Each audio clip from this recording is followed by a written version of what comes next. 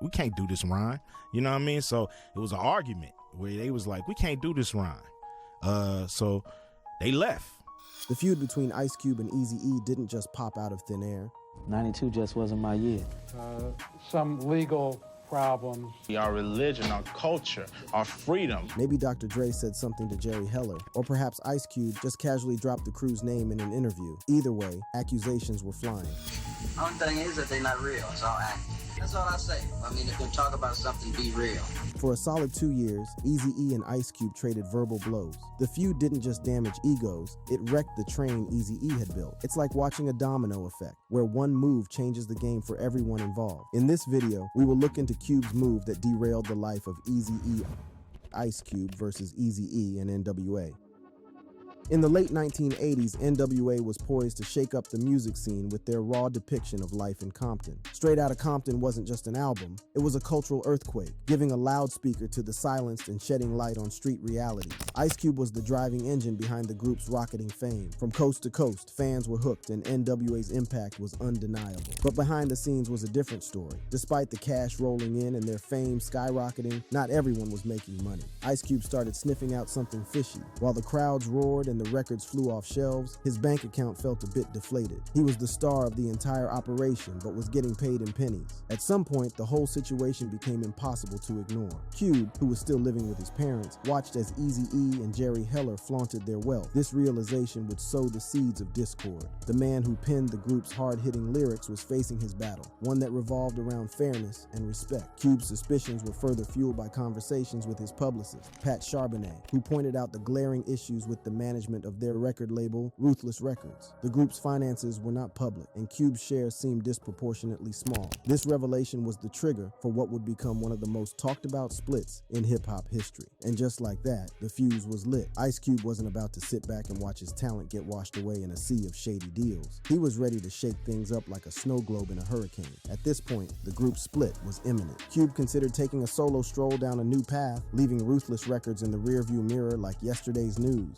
Eazy-E's grand plan? About to get a reality check bigger than a bounce check at a high-end boutique. The tension within NWA reached a boiling point when the moment came for Ice Cube to confront the financial differences head-on. Jerry Heller, the man at the helm of Ruthless Records, presented Cube with a contract. This document was supposed to be the key to his fortune, a check for $75,000 dangling before him like a carrot on a stick. But Cube knew that words on paper held weight, and this contract was more than just a formality. It was a binding promise of future earnings and recognition. Cube was at a crossroads, and his gut feeling was screaming, lawyer up. He wanted a legal eagle to peck through the contract's fine print, ensuring his creative genius wouldn't be shortchanged. But Heller wasn't having it, brushing off Cube's concerns with a wave of condescension, claiming lawyers would only muddy the waters. Cube, too, wasn't having any of it. He wasn't about to let his voice be silenced or his worth diminished. With a firm "Bye, Jerry, I'm out," Cube dropped the mic and walked away from Eazy-E, NWA, and Ruthless Records, shocking everyone. This wasn't just about money for Cube, but about respect, integrity, and standing tall against exploitation. With the dust still settling from his dramatic exit from NWA, Ice Cube was poised to start on a new chapter. His solo career was a leap into uncharted territory, but Cube was ready to prove that his voice could stand alone without the backing of his former crew. The year 1990 marked the launch of this new era, as Cube released his debut solo album, America K's Most Wanted. The album was a critical and commercial triumph, peaking at number 19 on the Billboard 200. Cube wasn't one to kick back and relax. In 1991, he dropped Death Certificate, an album that shot him to stardom, hitting number 2 on the charts. The blistering No Vaseline came from this album, a diss track that many insist is the Mount Everest of diss tracks in hip-hop history. Cube wasn't pulling punches. He was swinging a verbal sledgehammer, taking shots at his former NWA crew and their manager, Jerry Heller, with no mercy. No Vaseline wasn't just a diss track, it was a therapy session on wax. Cube vented years of frustration, exposing the betrayal he felt from his former crewmates. His lyrics were razor-sharp, slicing through NWA's facade and revealing the true feelings brewing beneath the surface. It was a bold move, a statement that Cube was done playing nice and wasn't afraid to call out the snakes in the grass. The impact was seismic. No Vaseline shook the industry to its core, forcing NWA and Heller to face the music. It cemented Cube's status as a solo powerhouse, proving he could spit fire without the safety net of his former group. But while Cube soared without Cube's lyrical genius, Eazy-E found himself struggling in the music scene. In the aftermath of Ice Cube's accusations, Jerry Heller found himself in the eye of the storm.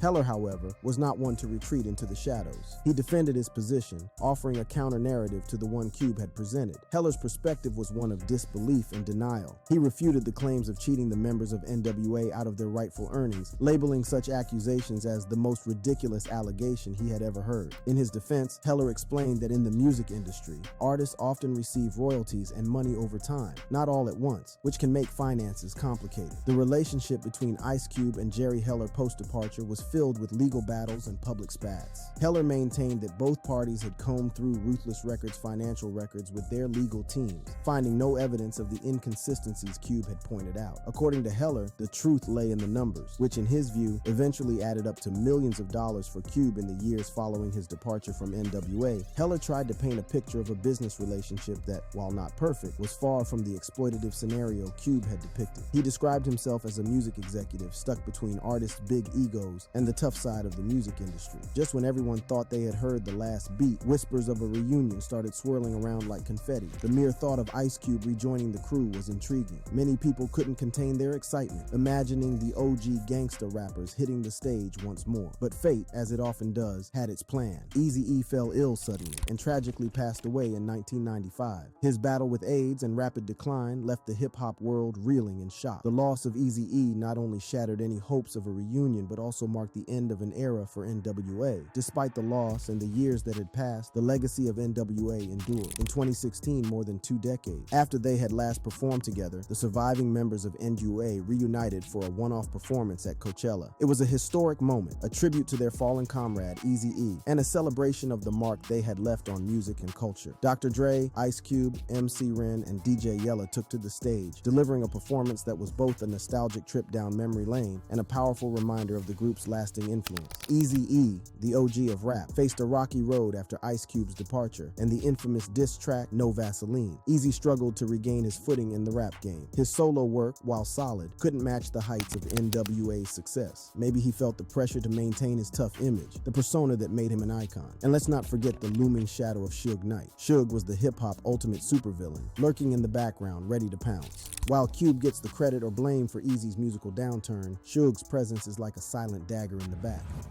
It wasn't just Cube. Blame Suge Knight too. Suge tried to destroy my record company with the help of others, Dre. So right now we're getting everything back together and we finna come out, fully loaded.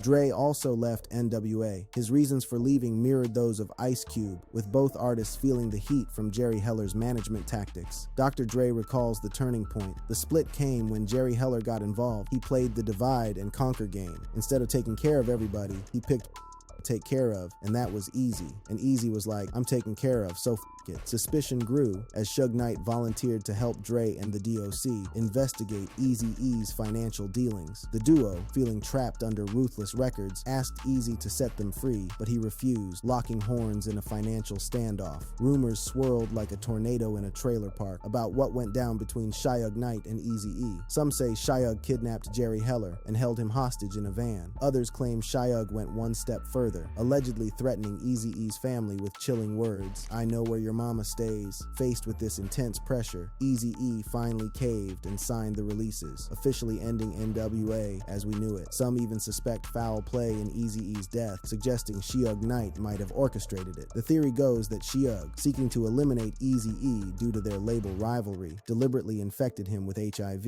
However, contrary to what some might think, some accounts dispute the idea that Suge Knight had a hand in Eazy-E's passing. According to these accounts, it's easy to assume Eazy was shaking in his boots at the mere mention of Suge's name. The reality is far more intriguing. In fact, Eazy and Suge were believed to have had a level of respect for each other that ran deeper than the surface. They both understood the importance of keeping their respective turfs, Compton and Watts, safe for their crews. Eazy-E stood tall as the king of Los Angeles, commanding respect and admiration from the rap community. In fact, recent revelations have unveiled Eazy's plans to sign Tupac with Bone Thugs, a move that could have shifted the rap landscape. However, these plans were thwarted as Eazy was entangled in a battle to break away from his former manager, Jerry Heller. Eazy-E was uniquely able to draw artists away from major labels, including the power to lure Tupac from Interscope, originally under Warner Music Group's umbrella. However, fate had other ideas. Suge Knight's Above the Rim soundtrack became Tupac's gateway to significant financial success, a turning point for the rapper who had long been denied ownership of his own music. It was mere weeks before his untimely death that Tupac finally gained control over his publishing rights, a bittersweet victory victory that showed the nature of the rap industry. When it came to publishing rights, Eazy-E was king of the hill. While Dr. Dre and Snoop Dogg were spitting rhymes, Eazy was raking in the dough, much to the chagrin of Suge Knight. The Death Row Records boss knew Eazy was making bank off their sales, and it was like a thorn in his side, a real itch he couldn't scratch. But what's the big deal with publishing rights, you ask? Well, publishing rights isn't some fancy term for owning a CD collection. It's about owning the very heart of a song, the lyrics, the melody, the soul of the music. And let me tell you, that's where the real money's at. Every time a tune gets played on the radio, streamed online, or even used in a TV show or movie, someone's pocketing those sweet, sweet royalties. And if you own the publishing rights, that someone is you. Before he passed, Eazy had a tight grip on his own music rights and Dr. Dre's beats. Every time a Dre track dropped, Eazy was cashing in big time. This didn't sit well with Suge Knight, the Death Row kingpin, who felt like his empire was under siege. But hold up, why couldn't Suge Knight, the big bad wolf of the music industry, try to huff and puff and blow Eazy-E's ownership down? Well, it turns out Eazy had some serious backup. The Mexicans. These ECs weren't just your average fans. They worshipped the ground Eazy walked on. They had his back like nobody's business, ready to ride or die to protect their main man. With that kind of loyalty, Eazy was basically walking around in a bulletproof vest made of respect. Eazy's influence stretched far and wide, especially into Mexican territories within Compton and beyond. Suge might have been flexing his muscles, but Eazy was strolling through rival areas without a care in the world. Talk about having some serious street cred. Why did the ECs love Eazy so much? Simple. He got them. He understood their struggles, represented their interests, and never forgot where he came from. With that kind of connection, Suge's intimidation tactics didn't stand a chance. But here's the kicker. Eazy's support from the Mexicans wasn't just about keeping Suge at bay. It gave him a whole new level of clout, both in the music industry and beyond. He was a bridge builder, bringing people together from all walks of life and earning respect every step of the way. Before Eazy's sudden exit from the scene, NWA had grand plans that could have reshaped rap history. Imagine a reunion tour with Ice Cube, DJ Yella, MC Ren, and even DJ Quick filling in for Dre. It was set to be a hip-hop extravaganza, with Bone Thugs and Harmony and Above the Law adding to the mix. This is a lineup that could have set the world on fire. Now, for the people who whisper about Suge Knight's involvement in Eazy's passing, it is simply not true. Even Suge himself, in rare lighthearted moments, has felt the need to offer homage and apology to Eazy. It speaks volumes about the respect Eazy-E commanded, even from those on the opposite side of the track. So while Straight Outta Compton may have missed the mark on some fronts, real-life tales often outshine even the most dramatic scripts. With this being said, let's look at some other things you might have missed.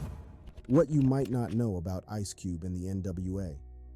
In 1997, Ice Cube did the unthinkable. He traded the mic for a drafting pencil, enrolling in architectural drafting and design at the Phoenix Institute of Technology. Cube decided to hit the books before he hit the beats. But hold up a minute, let's back up a bit. Cube's decision wasn't just about switching careers, but a move born out of uncertainty. The rap game was like a roller coaster at the time, and Cube wanted a seatbelt. He saw education as his ticket to stability. However, Cube's love for rap never faded. While his classmates were drafting blueprints, Cube was drafting lyrics. He couldn't resist the pull of his musical roots. Before long, he was back in the game, penning lyrics for Eazy-E's solo project, Eazy Does It. Songs like Boys in the Hood and Dope Man showcased Cube's lyrical prowess and set the stage for his return to NWA. Cube's college stint wasn't a detour, it was a pit stop for growth. By 1988, he was back with NWA, ready to write the next chapter of their story. His time away had sharpened his skills, and with his return, NWA was stronger than ever. Straight Outta Compton was on the horizon, and the world was about to witness the rebirth of a rap legend. When a young Ice Cube was coming of age, his eyes and ears opened to the symphony of the streets. This was a world away from Compton, yet the experiences and struggles resonated just as deeply. Cube's upbringing in South Central provided rich life lessons and stories that would fuel his lyrical prowess. When it came time to spit bars for Straight Outta Compton, Cube didn't flinch, even though he wasn't repping Compton. Instead, he embraced the city's vibe, choosing unity over a map's lines. Yelling South Central felt off when everyone else was shouting Compton, Cube said in Original Gangsters. This move spoke volumes about the bond between Compton and South Central, two hoods sharing struggles and stereotypes. Cube's lyrics didn't care about zip codes. They painted a picture of life that many young African Americans could relate to. Let's talk about their anthem,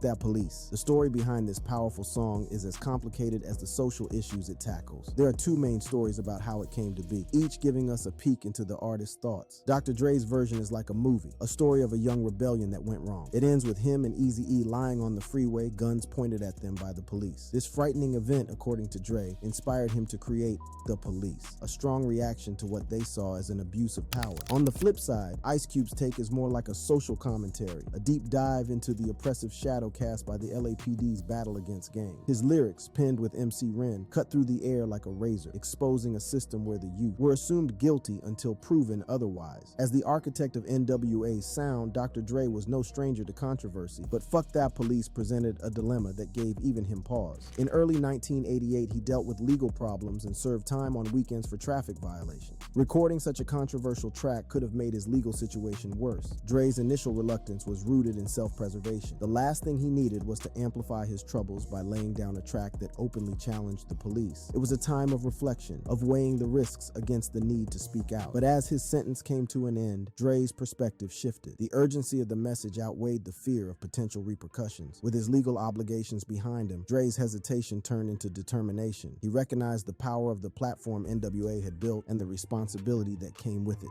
The police was bigger than any one member of the group. It was a statement that needed to be made, a truth that needed to be told. Over the years, the impact of That Police has only grown stronger. Ice Cube still sees the song as highly relevant today. He believes it's not just a song from the past, but a powerful statement about ongoing issues between law enforcement and communities. Cube often talks about how the song fits into America's history, which has been marked by tension and conflict. He sees Fuck That Police as a response to centuries of abuse and violence, reflecting a long history of struggle between authority and certain groups of people. NWA's conflict with law enforcement hit its peak during their performances, turning their shows into battlegrounds for free speech. The song Fuck That Police drew the attention of top law enforcement, leading to a famous FBI letter criticizing the song for promoting violence against police. This event became a defining moment for the group, symbolizing their rebellion against authority. After the FBI's letter, police departments refused to provide security for NWA's concerts. This decision left the group without protection, especially since they were not allowed to perform their controversial songs The Police and Straight Outta Compton live due to their contract. Even though they were told not to, NWA decided to play the band's songs at their last concert in Detroit. Predictably, chaos erupted when undercover cops rushed the stage, forcing the show to solo, but since none of the group had any warrants, they were let go, still determined to speak out. Before Ice Cube left NWA due to money issues, Arabian Prince, a founding member, had already left for similar reasons. Arabian Prince understood how royalties and money in the music industry work. He contributed significantly to NWA's album Straight Outta Compton, especially the song Something to Dance To, but didn't get the right financial recognition. He spoke up about this, but the group's management didn't agree with him about fair payment. Feeling unappreciated and ignored, the Arabian Prince chose to leave NWA before the album came out. His departure was a bold move. Even though he appears on the album cover, positioned between Ice Cube and Yella, his decision to leave early shows his commitment to his values and ability to see ahead. At one point, one of the group's standout tracks, Express Yourself, was a point of contention due to its use of a sample from Charles Wright and the Watts 103rd Street Rhythm Band song. The homage was clear, but the proper credit was initially overlooked. Wright, feeling slighted by the omission, reached out to Priority Records. The issue was resolved when Ice Cube extended an apology, and the label agreed to pay the back royalties owed. Another important detail worth noting is how Dr. Dre felt about the whole thing. Initially, Dr. Dre wasn't completely satisfied with Straight Outta Compton. He felt like the album was rushed, as it was made in just 6 weeks. Even though it became a huge success and changed the music scene, Dre still felt like something was missing from it. Dre didn't like the album because he thought it was made out of obligation, not artistic passion. He thought the choruses were hurried and didn't meet his expectations. He wished he could have added more depth and refinement to the songs. But as Straight Outta Compton gained popularity over time, Dre changed his mind. He realized that the album's roughness, which he once disliked, actually represented its urgency and honesty, which fans loved. Looking back, he saw that the album's flaws added to its honesty and connection with listeners. If you enjoyed this video, click on the card showing on your screen right now for more videos.